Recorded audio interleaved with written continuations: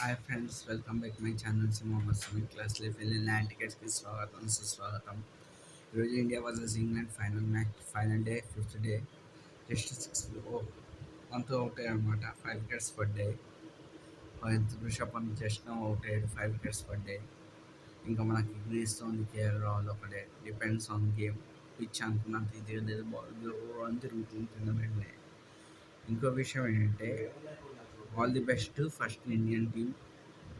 Next time వచ్చి ఒకటి చెప్దామన్నా, ఈ మధ్య కొన్ని వాట్సాప్లో కొన్ని కాలమ్స్ వస్తున్నాయి, పిక్కర్స్ ప్యాకర్స్ టీమ్ మొత్తం వాటిల్లో కావాలని.